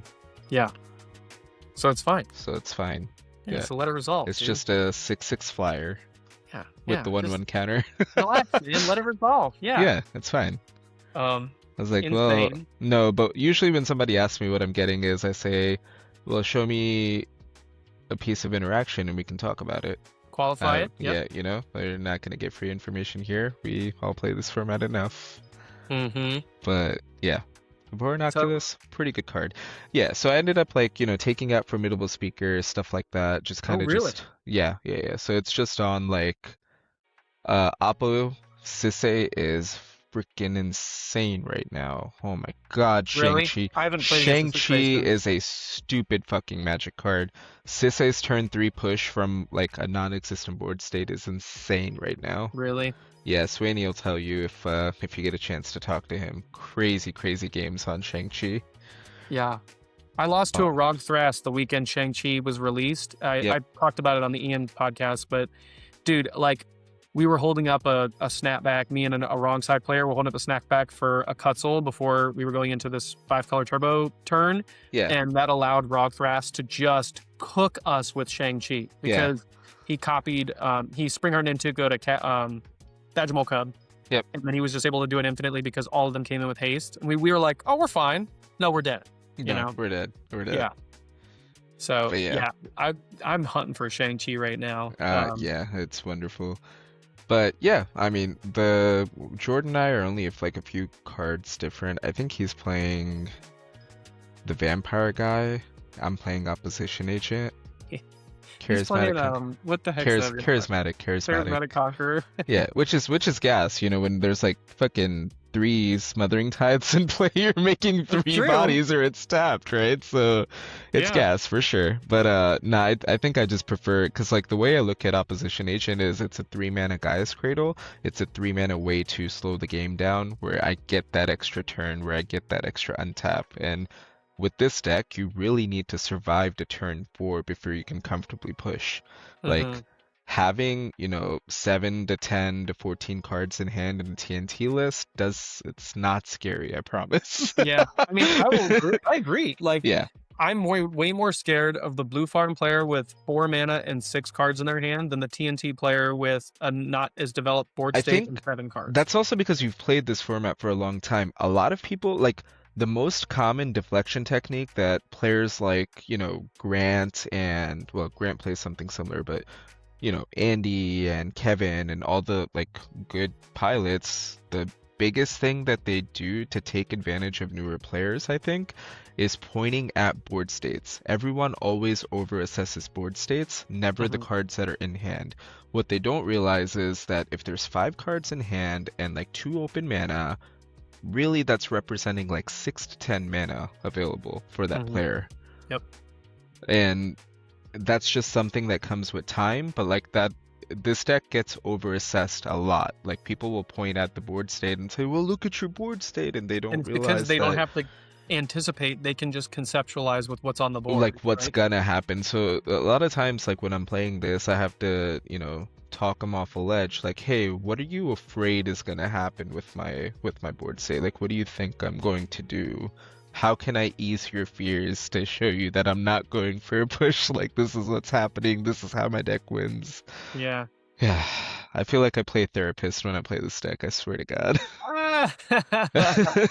You're a warm blanket. But yeah, man, that's like the last that's time you and I played, I do remember this very fondly, is we were both trying to stop Andy and I was Yeah. only able to break through because I had the exact pieces that I needed to get to the end game that we were in, Yeah. and we drew. But the whole time you and I were playing, you are very cooperative and just like, yeah, you're almost like a therapist in the game where you're like, what are you worried about? And you and I made deals back and forth that whole game. And I think the more players can do that, I don't want to say trust each other more because that Yeah. feels a little weird to recommend to people, but just try being more collaborative and making deals that you think normally people wouldn't make.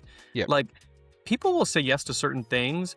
And if you're a good player, you can develop a game into a later portion of the game and keep things balanced. Yep. If you give people more equity. That's what I'm realizing. Yeah, yeah. Like I come from a sales background, and like it's all about, I think it translates a lot to CDH as well. It's all about like right fitting the pod, because the pod they're your clients, they're your customers.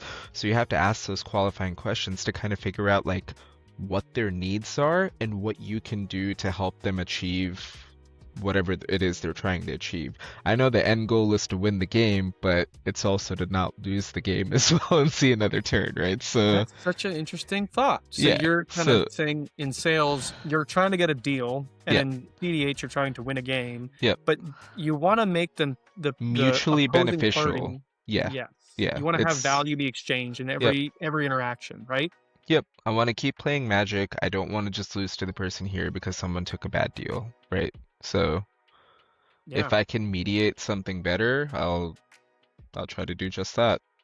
Yeah, it's so funny because I'm in sales too. It's part of my job, and my sales are very long tail. Like you're getting to know someone, that you have to get them to trust you. And I'm off. I'm not trying to win a game with a person. I am trying to close a deal, but at the end of my business is client relationships, so I end up working with that person for a very long time. You're gonna see all these people again, is what I'm saying. So like, exactly. If you're able to have a favorable relationship in one game where no one walks away feeling like a loser, it's gonna be that much easier for you to cooperate with them in the future and make those deals in the future, and not end up in situations where you have to intentionally throw the game because you can't trust the person sitting across from you.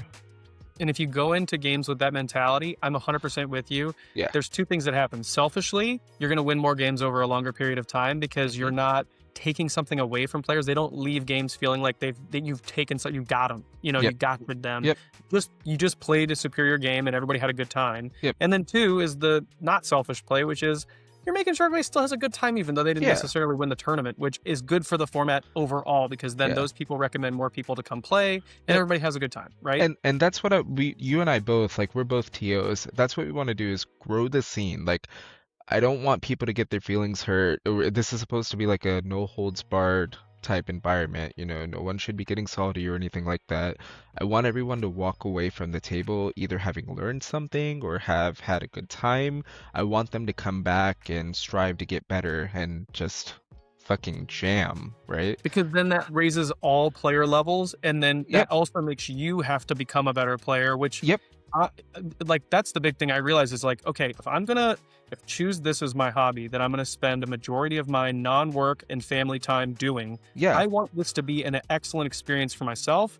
And a big part of that means I need to make an excellent experience for everybody else. One of the reasons I started this show is like another way I can try to positively influence CDH in general, however the hell I can. I'm not that good of a player, but it's still fun, talking shit. You get to throw awesome fucking tournaments. That's what you do, right? So, that's the other thing. Is like, let's have a good ass time with hanging out with everybody. And let's do it again. Like, it's so crazy. The amount of friends I've made in such a short amount of time. Like, you can throw a dart at the map in the United States and I probably know a player or someone that's in that area that I can hit up and say hello, chat it up, get dinner. It's so fucking cool.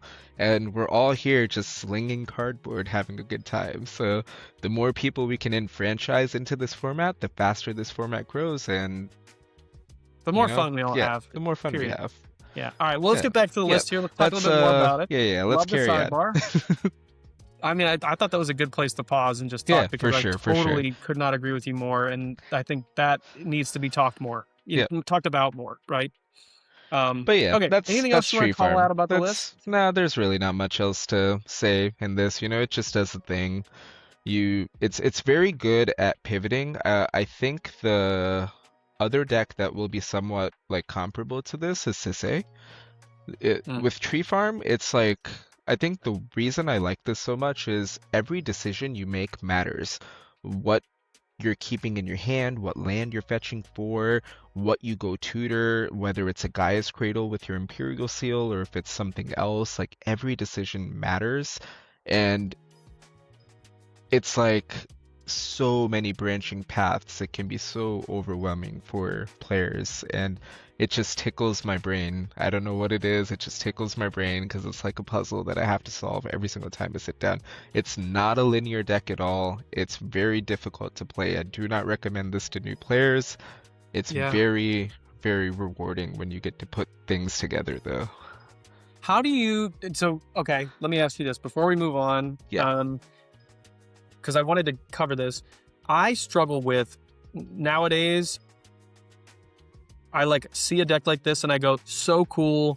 This looks like a lot of work for me to like pick this up. Even as a seasoned player, if Yeah. I see Tree Farm and I go, my like opportunity cost of me learning this for 6 months is my record. You know what I Yep. mean? And then, is this actually the best strategy? So, how did you grapple with Tymna Thrasios is my deck. I want to use this. It has legs. I'm going to commit the time to this. Was it just like happenstance, like this was the first deck you picked So up after Corebold, or did you the actually have a reason moment I of played this deck is because after the bans happen, Atraxa Praetor's Voice is my favorite Magic card. That's my casual deck. Love that deck. So the colors that Atraxa Praetor's Voice has are the same colors as this deck TNT? here. Uh-huh. Yeah. So my plan going into TNT was, all right, I'm gonna put this deck together.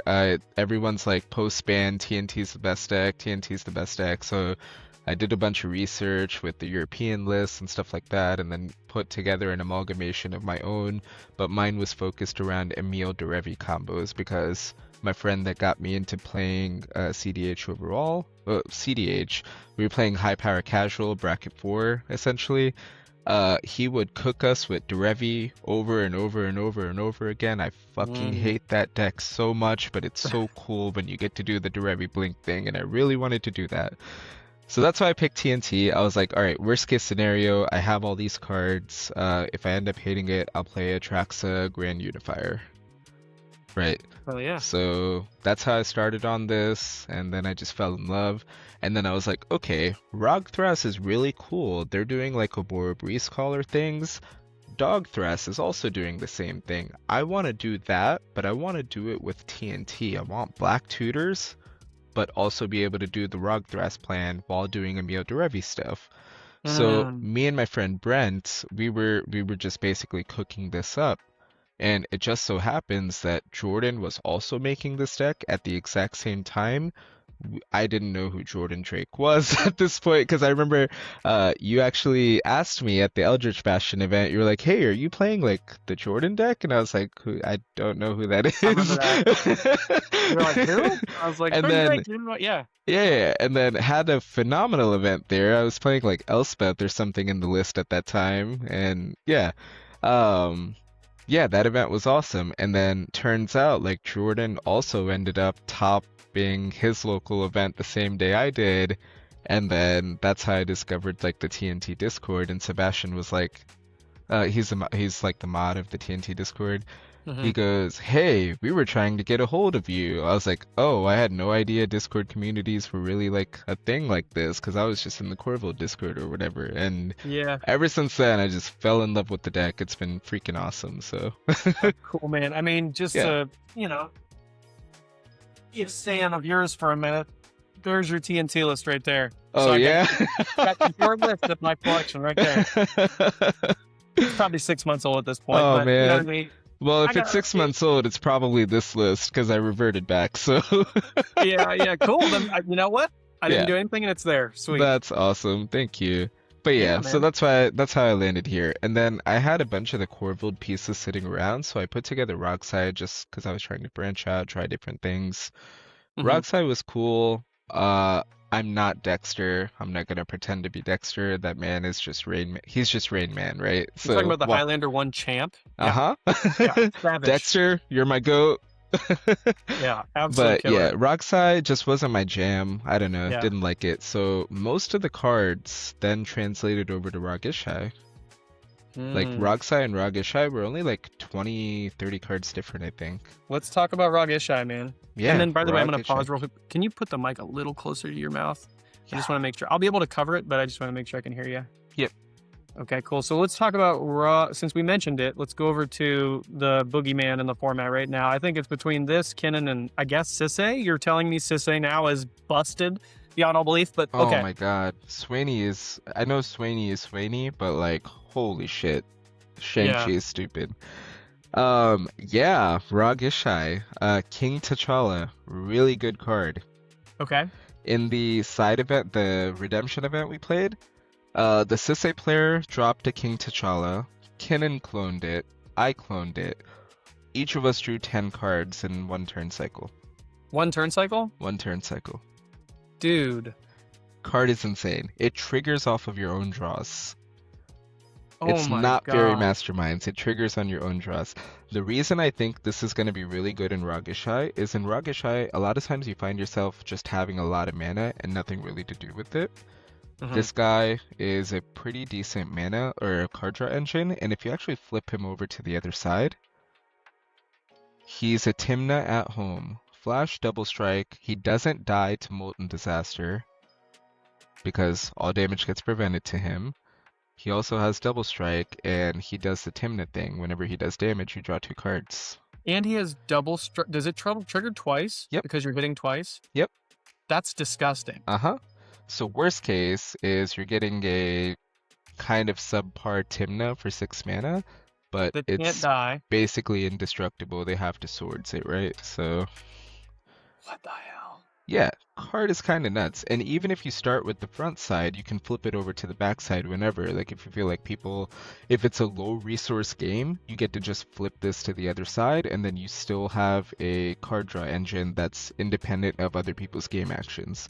Front Yeah. side really rewards the Ragishai game plan. The back side rewards the low resources games that you hate to be in. So Tymna at home, but you can't freaking kill it. And if you block, you're losing your shit for sure because it's going to deal 6 damage to whatever it is. Yep, and one of the main win lines in the deck now is that split second Molten Disaster. Even if you have to, like, Molten Disaster gets used as a board wipe more often than not. Even if it gets used as a board wipe, you get to keep your board still. Because T'Challa can't be dealt damage. Yep, he can't be dealt. You can even target him, it just prevents all that damage. So if you use like a Firestorm or something where you need X targets, you can have T'Challa be one of the Firestorm targets on the backside, and it doesn't deal damage to him, but you can still have X be like 5 if you want to target the 4 players and something else. Right? Yeah, Just to do that 1 Firestorm extra damage. is that new tech, just like Molten Disaster. For those that don't know, it's a 1 red instant enchantment, or instant speed spell, and it says an additional cost to cast this spell. Discard X cards. The reason it's so good in this list is you always have a metric F ton of cards in your hand. And Well, then, that's the plan. You don't always, but T'Challa helps with that. So. In the ideal world, you are drawing cards in this list, and then it's a giant board wipe. It deals X damage to each of X targets. So you have to have targets, and that's why Abhi's making this point is T'Challa can be targeted, and it still won't die, but it's an extra target for you to put in extra damage because both those have to scale equally. You can't just have deal 2 damage to 3 targets or something like that, or 3 damage to 1 target. So very And if you just need to, do a Molten Disaster for like X equals 3, wipe the board, just so T'Challa can get in and draw you some cards, that's something you can do too into the creature decks. That's so interesting. Yeah, so super cool tech there. Other than that, like Corbin and I have just kind of been doing the thing with this list. It's awesome. I think I've played like 14 or 15 tournament games on it. It's been a blast. I haven't talked about sudden substitution yet. So why is this card so good? Because I haven't played a game where it's come up yet. Split second is busted. The cool thing about this card is creature counters are some of the hardest things to interact. Creatures are the hardest thing to interact with, right? Yep. What this card does, it's a win con. Once you have that board state of a Tithe in play with a Fairy Mastermind, and you're in a pod with a Kinnan, you get to take the Kinnan and immediately you have your win now, and there's nothing they can do about it. You get to do your Kinnan Tithe plan, the double Tithe plan, but with just a Kinnan. If somebody Ooh, resolves a Valley Flood Caller or a Hullbreak Horror, it's yours. you get to put a spell on the stack, hold priority, sudden sub, target your spell, they gain control of the spell, you take their Hullbreak Horror. You take their Flash Enabler. Or vice versa, if no one has interaction for Born Upon a Wind or something like that, you take their Born, you give them your Rograk. You give them your useless stinky little bird or something. Yeah. And if the spell that you're trading with is on the stack, obviously it can be interacted with still, but this is such a cool card. You can do so many cool things with it, and the best part is, like, it doesn't even have to be your stuff that you're giving away. If you just want to, like, I don't know, force a draw or give somebody else the Adnaz, you can do all that to force people to Yeah, it doesn't have to interact be with your it. creature. It's just No. targeting. Yep. Oh my god. You can flip-flop a Cabbage Merchant player with somebody else's Ristic Study on the stack or something, and it's fine. Like, Okay. So I think this is like a hallmark of a really impactful card that nobody's talked about is Rog Ishai can afford to play this because of the payoff is so high and the fact that it is such a versatile card, right? Like the floor of this card is you pitch it to a force. The ceiling is you win the game. Yep. And those are the types of cards you want. So busted, like so busted. And a lot of times when it's that high resource game, like 4 mana is nothing in the middle of a stack war. Yeah. You know, take someone's Ska, take someone's Bergie, and what are they gonna do about it? Nothing. Yeah. Split second. So sweet, really man. Cool. I don't think everyone plays that card, but man, it should really be explored. You just convinced me. I think Pigeon put me on this card back when he was playing, I think, Rogthras or Ral or something. He was like super big on this card at that time. I've never gotten to play it until Rog Ishai, and I'm a believer. This card is insane. Oh my god. Split second is just busted. I know Corbin's playing like Trick Bind and some other split second spells right now. It's just insane mechanic in the slot 4. That's the thing, right? Like the meta's in a place where split second is so powerful because the games where you're playing so many games where being able to put something on the stack that can't be interacted with is a powerful effect, right? Earlier, if it's a turbo meta, this isn't that big of a deal because you're never getting to 4 mana, you're dead, and even if you do, it's like, okay, but in a game where the stack literally, I can't remember which tournament it was that we were watching the finals in, but the stack was 3 piles long. It was I think it was I don't remember that was Siege, I think it was. Siege. It was when Jason and Jason Logan, it was 3 piles long. I'm like, dude, what is this? Pigeon and the Dones, yeah. So that's when sudden sub starts to get really good. Yep. All right, we're pretty deep into the ep, so I did want to talk to you about Monolith. I wanted to ask you about how your experience has been on the team. I know you were one of the founding members, right? Like you were one of the first people to hop on the team? I was not, actually. The team was Wounded Satellite is the one who actually made Monolith. Crazy, right? Oh my gosh.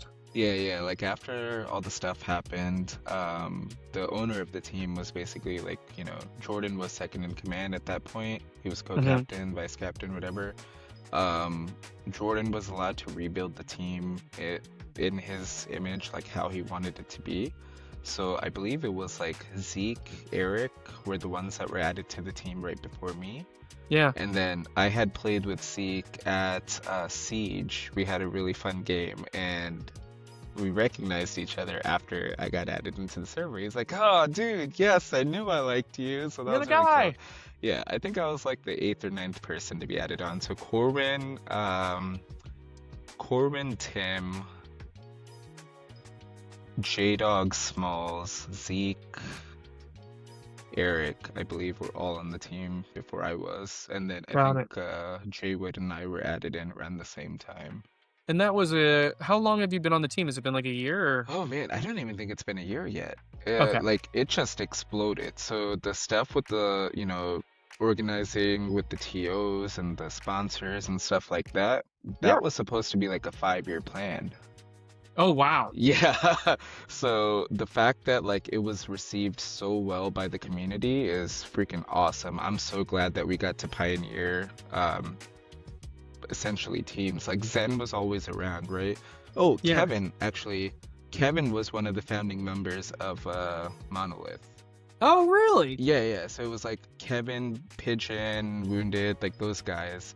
But Yeah. they all like went their separate ways for whatever reasons. I don't know the complete history Yeah. behind it or whatever, but yeah, so like Kevin did the whole Zen thing and made the good guys of CDH and so on. But Zen is like it's like a team but not a team. It's just like a Yeah. bunch of really good They- players that have Yeah. access to each other to brew and play and Practice. get better. But I feel like they're a little less formal than Monolith is because Yeah.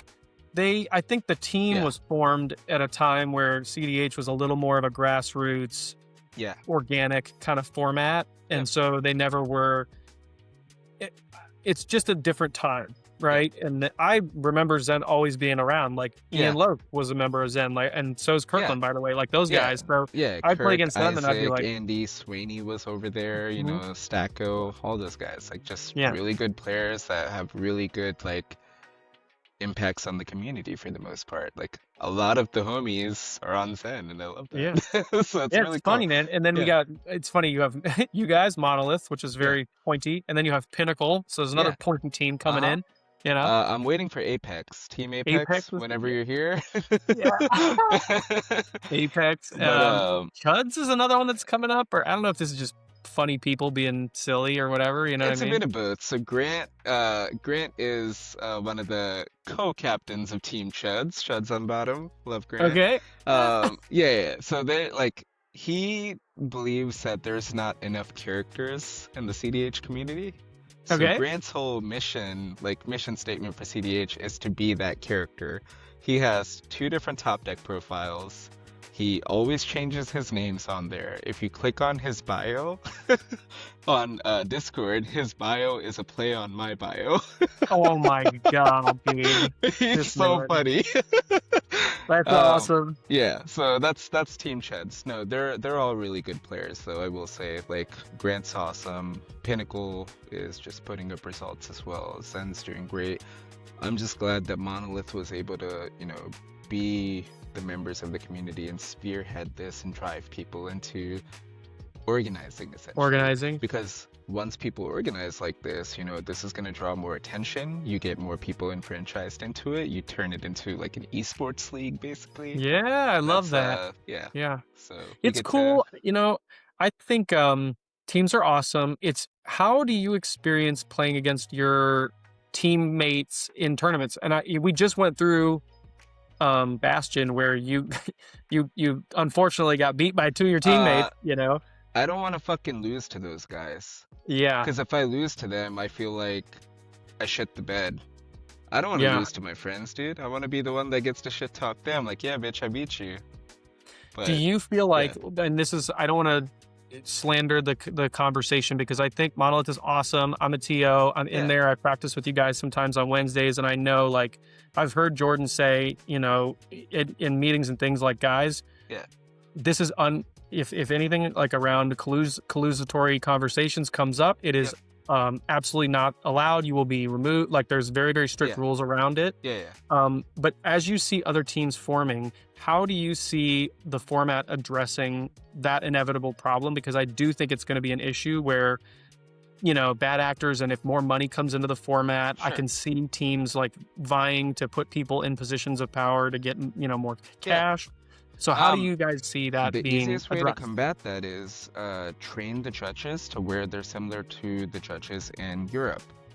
Okay. Like, have stricter judge calls. Don't be afraid to call the judge, and judges can't be afraid to pass judgment when shit like that happens. Okay. Like, there's no reason to collude. Like, I'm sure, it always gets tossed around like everyone has a price I don't think in my lifetime that CDH will ever give me enough money to where I would, like, me or anybody on Team Monolith would betray their morals, their Yep. standings to, collude and do that. Yeah. If other people do that, that's their demons. If they're losing sleep over it, great. If not, it's not my Issue. concern, right? It's Yeah. not. Yeah. I know I'm not going to do it. I know my teammates aren't going to do it. We hold ourselves to a higher standard. If we Yep. can hold ourselves to a higher standard, I would urge other teams to do the same, because at the end of the day, that's how we grow the community. Yeah. That's And how I we will keep people say, coming back. Like, if there's no drama in CDH, there's so many, like, last few months, I know CDH has been in such a negative light because a lot of content creators, they are making videos that are clickbaity ass titles about drama that happened, this happened, 11-hour game, all that stuff, right?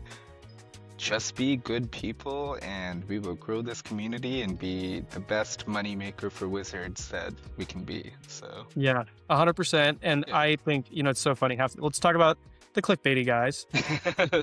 Hilarious. Half the time they're casual players that are literally just, they saw or Reddit 60 card and were like, players. Or 60 card players. 60 card players Yeah. love to shit on CDH. yeah, it's like, dude, do you understand how complicated this game is? And you're picking something that was a year ago, and in CDH like time, that is 10 years ago. Yeah, You know what I mean? it's the cool thing about it is it's not just 1v1. Like, sure, 60 card 1v1, that's how Richard Garfield intended Magic to be played. Add 2 more players and add people skills to that. Mm-hmm. That's what Good luck. makes it fun. Yeah. I'm playing Among Us and cards at the same time. My ADHD loves this shit. Yeah, dude, for real. So that's one. I wanted Yeah. to be like, yes, clickbaity guys are hilarious. Yeah. 2 is the other thing that I think people, because I thought that initially when I saw teams start cropping up, I was like, oh, this feels weird.